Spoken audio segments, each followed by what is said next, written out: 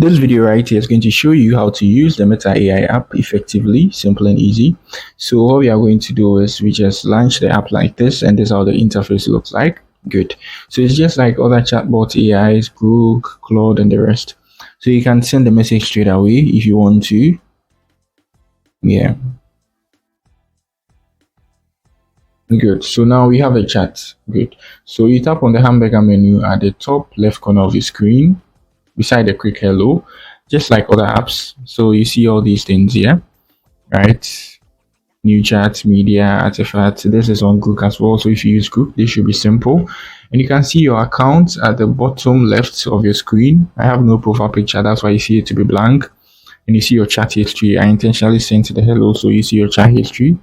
Your settings and notifications, you long press the chat to pin it if you want to pin it, if you think it's very much important and it should be on top of the messages or your history. You just pin it. To unpin it, you long press and unpin it. To delete it, you long press and you delete it. To rename it, so you get to identify the chat early, you just long press and rename that too as well. So let me make it tutorial. So immediately I hop on my chat history, I get to know this is the chat that helps me make tutorials on here. Simple and easy. So let's move to the chat once again. So you can send images. So you tap on the plus button and you allow all. So you just allow them, and you can send files. Sending files is for PDF, PowerPoint, and the rest. I don't think they support videos now. Yeah. So that's it. And your camera, you tap on the camera button, you take a picture. Instant is there. Good. So you can select between instant and thinking. So thinking is going to take longer, and then the instant is straight away. So thinking is for, complex stuff. If you're trying to ask complex stuff and you want a lot of research and explanation on that, you can do voice audio too as well. I think it's quite simple. It's just like other AI apps. The interface is the same, I think. Yeah. And then you have the glasses. You can link your glasses to, which is the Meta glasses. Slide to the section hamburger menu. Good. Yeah, so you can add your glass or you can shop for one. You tap on shop, it takes you to a new site and you go and shop it from there.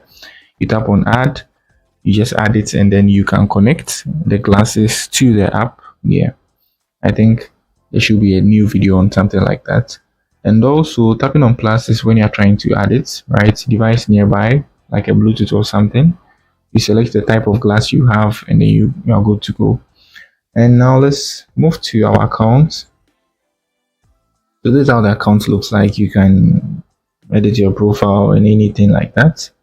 To delete your account, you have to move to settings rather. Good. So this is the account once again. For the shopping, that's for the glasses. Yeah. And then Meta AI, your likeness and the rest, save locations and things. And you can also connect apps, just like on ChatGPT and Google. You can connect apps. And let's tap on the app connections. These are the apps you can connect your Gmail, your Google Contact, so it can help you automate stuff. Yeah, I have a video on that on ChatGPT. That's notifications. If you don't want notifications from the app too, you can pause all by just tapping on that. Something like that. Yeah.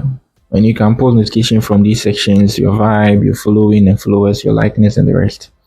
Good. And the app appearance, you can turn on light and dark mode. Yeah, so this is dark and this is light. Good. And your data privacy here mentions and the rest, manage your information. This is where you can delete all your chat and public vibe and everything. Yeah, so data and privacy, you manage your information and you're good to go. You can find people you've blocked and profiles you've muted here. Yeah, following permissions too. You can not make people follow you, or you can turn this on so people can follow you on there. So to log out, this is it here. And then to delete your account, that's when you move to your account center. So they have this ecosystem. You see, you can use the account center to link your WhatsApp, your Facebook, your IG, and the rest. So they've linked the Meta AI, which is for them, to the account center as well. So you can see when I open it, my Facebook, everything is going to pop up. You can see I have 4 different profiles here. So it's the normal way. So just like I said, you can see all my 4 profiles here. So to delete it, just like you do on Facebook, IG, and the rest, you need to move to manage account.